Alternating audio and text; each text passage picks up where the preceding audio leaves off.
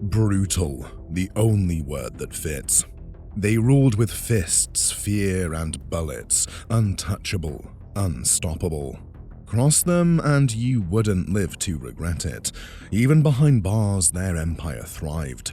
Drugs, violence, power, they had it all. But then, in a turn of events, they were wiped out, executed like animals.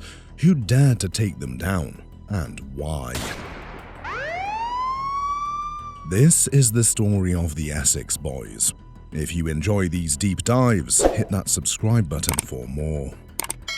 So there's a big myth about Pat Tate, right? He came out of prison in, I think it was June or July 94. North Sea, 1995. The waves crashed violently against the hull of the boat. The biting wind cut through the night, but Mickey Steele barely noticed. He had done this 100 times before. Across from him, Darren Nichols and Jack Womes worked in tense silence, unloading hundreds of kilos of cannabis resin into a hidden compartment. They weren't just some random smugglers, they were suppliers, and their biggest clients, the Essex Boys. On land, the trio had a lucrative arrangement with Tony Tucker, the muscle-bound, money-hungry drug lord of Essex. Tucker's gang controlled the booming party drug trade across Basildon, Southend, and beyond.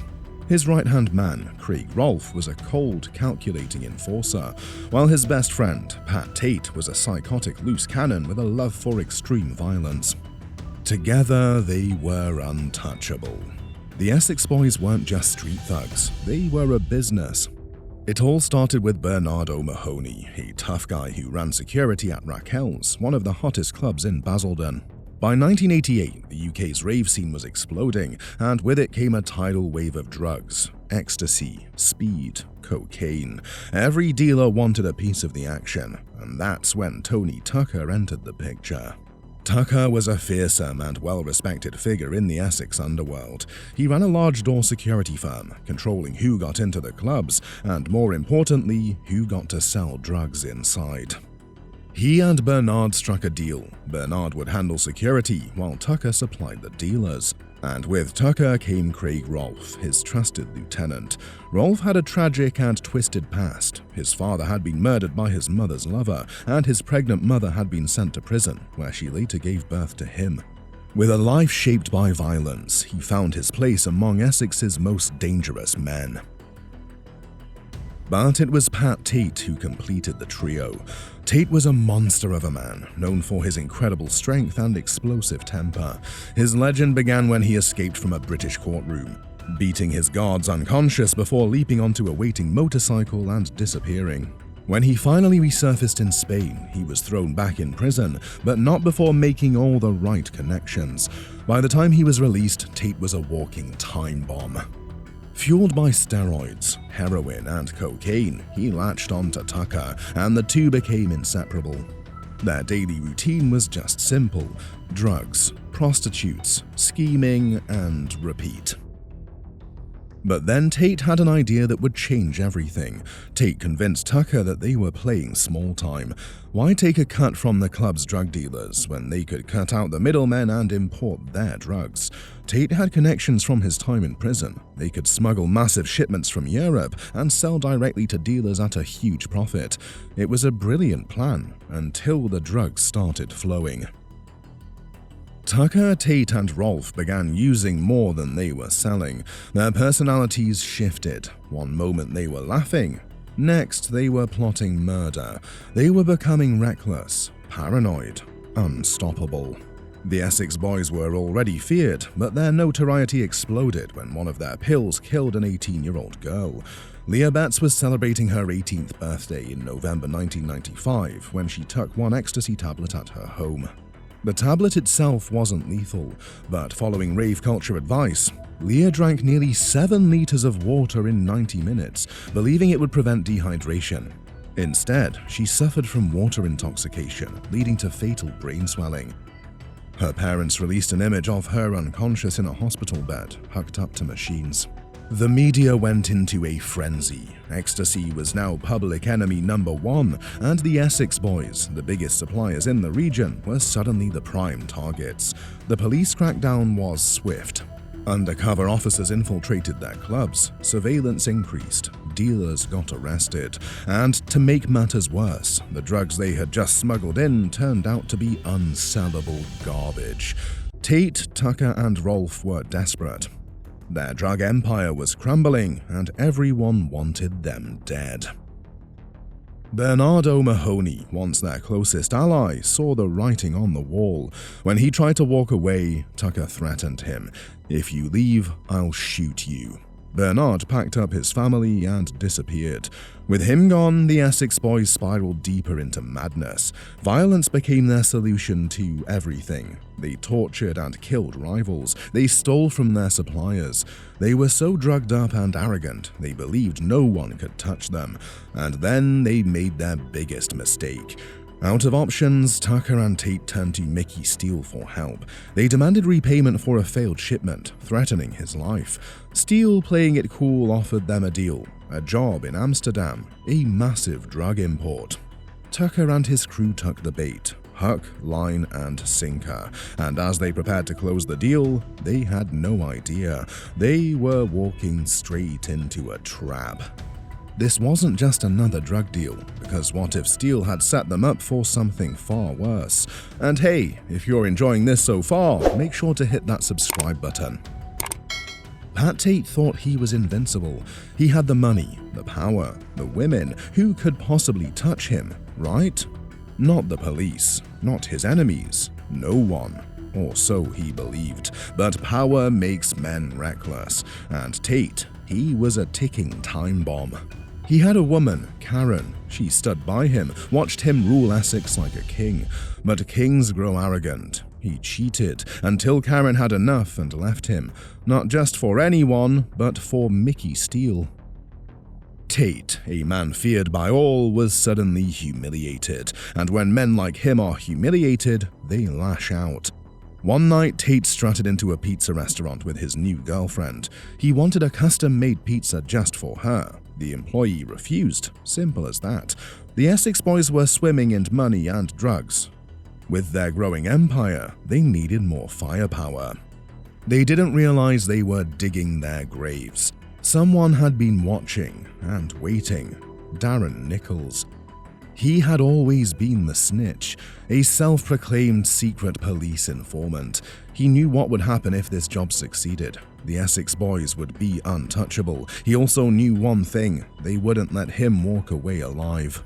So he did the only thing that could save him. He went to Steele, and just like that, the execution was set. A cold night, dark road, and a Range Rover carrying death.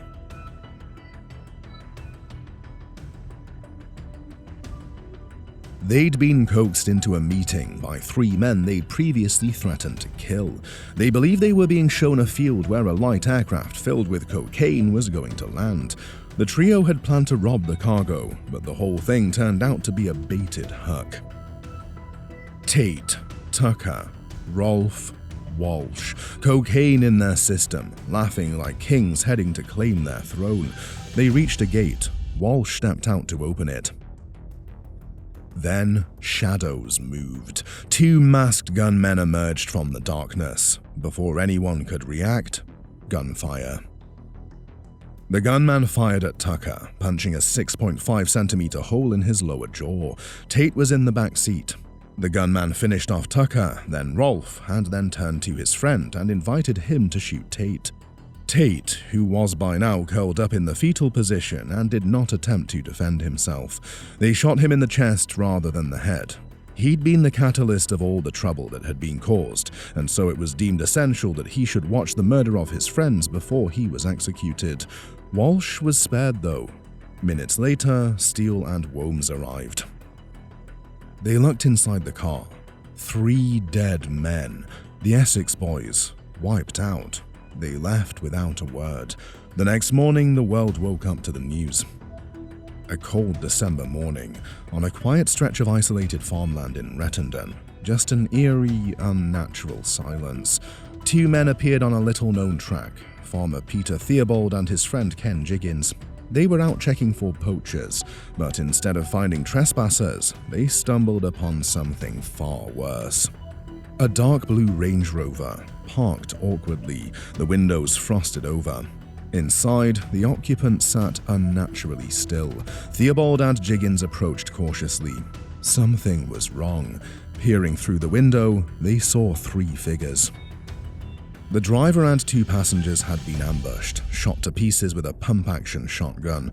The blood had long dried, leaving a grotesque, frozen horror inside the vehicle. Their faces were almost unrecognizable, but it didn't take long for the world to learn their names. The notorious trio, Tony Tucker, Craig Rolfe, and Pat Tate, 3 of Essex's most feared drug lords.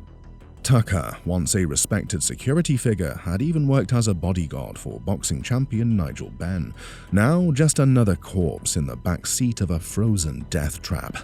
The police launched Operation Century, a full-scale investigation into the murders, but there was a problem. There were no witnesses, which meant there were no leads, and hence no arrests. It was as if the killers had vanished into thin air. Speculation ran wild. Some whispered about a revenge killing, payback for Leah Betts' death. Others believed it was an inside job, a double cross, a betrayal from within. Everyone had theories, but no one had answers. And just like that, the case went cold. Until the snitch broke the silence. May 1996, Darren Nichols, again, arrested with drugs in his possession. He had always thought of himself as untouchable, the one who could play both sides and walk away clean, but the walls were closing in. So he did what snitches do. He talked, and in doing so, he sealed the fate of 2 men, Michael Steele and Jack Womes. Nichols testified against his former friends, claiming Steele masterminded the killings over a dispute about low-quality cannabis. The evidence was shaky: mobile phone records, questionable testimonies, a story that felt conveniently perfect, but it was enough. In January 1998, Steele and Womes stood before the Old Bailey. The verdict declared them guilty, sentenced to life, and they were locked away. Or so it seemed. For decades, they fought to overturn their convictions. Appeals in 2001, 2006, 2013, 2016, all rejected. But then, things changed. 2018, Womes, an exemplary inmate, had his sentence cut. In 2021, after 23 years, he was released on license. Steele wasn't so lucky. At 82 years old, he had spent decades behind bars. His minimum term expired in 2019, but the parole board wasn't convinced. They saw a man who thrived on greed, who killed for power. Then, in 2025, a decision came in. Michael Steele would walk free, and just as he took his first breath of fresh air, the world learned something else. The Criminal Cases Review Commission had received an application. A fresh review, a second chance to rewrite the past. But why now? And more importantly, who is trying to change the story? By 1998, Essex police considered the case closed. They had their men, Michael Steele and Jack Womes, convicted, imprisoned, forgotten. But outside the walls of their prison cells, whispers of doubt refused to die. Had justice truly been served? For over 2 decades, the case remained one of the most infamous gangland executions in British history. The brutal slaying of the Essex Boys became the stuff of legend. But in 2020, something changed. A private investigative team, led by David McKelvey, a former Met Police detective, began digging into the case. So the background of the case is that, if you go back historically, I was involved in the arrest of Darren Nichols in relation to the importation of the cannabis when I was on the regional crime squad. My involvement was literally just that day. What they found didn't add up. McKelvin and his team at TMI weren't amateurs. We've spent our careers putting bad people in prison. We wouldn't be doing this if we weren't convinced that Holmes and Steele were innocent. Their investigation raised serious doubts about the case and pointed to a much bigger, more dangerous conspiracy. Because if Steele and Womes didn't pull the trigger, then who did? The original trial had relied heavily on Darren Nichols, the so-called supergrass who claimed he was the getaway driver on the night of the murders. But McKelvey's team had one pressing question. Was he telling the truth? As they peeled back the layers, they found inconsistencies that shattered Nichols' account. The timeline didn't match. Essex police claimed the murders happened before 7 p.m., but a local farmer swore he heard gunshots closer to midnight. Despite the brutality of the execution, forensic reports from the time noted that there was little physical evidence linking Steele or Wombs to the crime scene. The prosecution relied on phone evidence to place Steele and Holmes near the murder site, but new analysis suggested the records were unreliable. It all pointed to one horrifying possibility. Had the wrong men been locked up for a crime they didn't commit, the real killers walk free. The Essex Boys were executed with precision. This wasn't some sloppy street killing, it was a hit, a professional assassination. As McKelvey's team dug deeper, a new witness emerged, a man who claimed he organized the murders. His reason? Tony Tucker had stolen money from a £495,000 armed robbery. Tate and Rolfe? Wrong place, wrong time, collateral damage. The witness claimed a highly skilled contract killer carried out the executions, someone with links to serious organized crime in East London. And then there was another disturbing revelation. Shortly after the murders, Essex police had interviewed a different witness who also tied the killings to the stolen robbery money. His story was never followed up. Why? Was it incompetence, or was there something darker at play? Former Detective Superintendent Ivan Dibley, one of the original investigators, defended the conviction. He admitted the physical evidence was scant, but maintained Nichols' testimony was detailed and consistent. But McKelvey's team wasn't buying it. They believed Essex police had been under pressure to close the case quickly. 3 high-profile criminals executed just like that. Highly suspicious, because if Steele and Holmes didn't kill the Essex Boys, then the real murderer had been out there, walking free all along. But what do you think? Drop your thoughts in the comments below, and explore more untold stories from the criminal underworld. Hit subscribe and stay connected. Power never truly fades.